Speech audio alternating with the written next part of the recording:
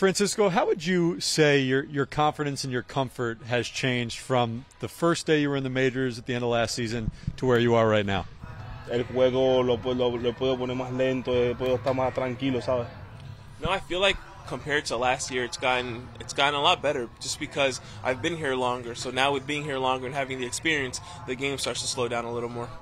So everybody, and this is even dating back to before you made your major league debut, talked about your extreme work ethic, and it certainly hasn't changed since you've come up here. Where does that come from in you? Mi mamá siempre lo vi desde pequeño que yo trabajaba bien duro y por eso yo también soy así. No, honestly, it comes from my mom. So from when I was a little kid, I used to see her working hard, and I've adopted that for myself. So the work ethic is evident, but you also see a very competitive side to you, and you talked about how much that Hader strikeout early this season bothered you. What did that do for you just in terms of spurring you on to then have the type of at-bats and moments that you've had here as of late? El control es mío, el pitcher tiene problema, el control es mío, no es de él, el control es mío y eso me ayuda bastante. No, I think that Hader at bat was one of the lessons that I've been able to kind of stick with, and it's one of those things where it's at the end of the day I have to stay in control within myself. Whatever the pitcher does, that's on him. If he's out of control, I have to stay within control, and because this at bat comes down to me. So whatever control I have, that's what's going to happen. Defensively, the pitchers rave about throwing to you. What do you think is the most important aspect, especially as a young catcher, of developing a rapport and a trust with your pitchers? Y que también ellos puedan llevarse algo bien de mí cada vez que estén en el montículo, le vaya bien o no le vaya bien.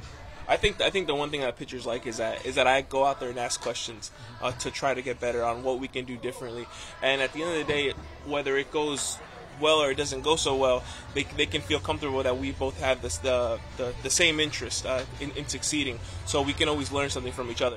All right, so you talk about learning things, asking questions. You've got two of the greatest pitchers in the history of the game on this staff. What specifically have you learned from working with Verlander and Scherzer so far? Ver qué está pasando en el juego, porque eso siento que me ayuda para el día siguiente. I see the way that they watch the game and how they prepare for each and every hitter. Even on days that they're not pitching, they'll be sitting here, and if I'm not playing that day, they'll say, hey, look, you see how he threw that pitch? Maybe that pitch that doesn't belong there. Maybe he can hit that pitch. So that's how I've started to watch the game, kind of from that different perspective when I'm sitting. So yeah, it's really the small details that they've mastered and that they've learned from, that I'm learning from.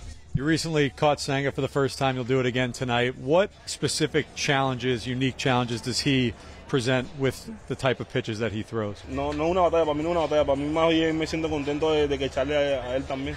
No, I'm excited when I catch for him. I know that when he throws his splitter, for the most part, it's going to be in the ground. So I'm ready. I'm always in position there. So I don't see it as a challenge. I see it just more of as like a fun thing to do because I know what he brings and yeah, I'm excited.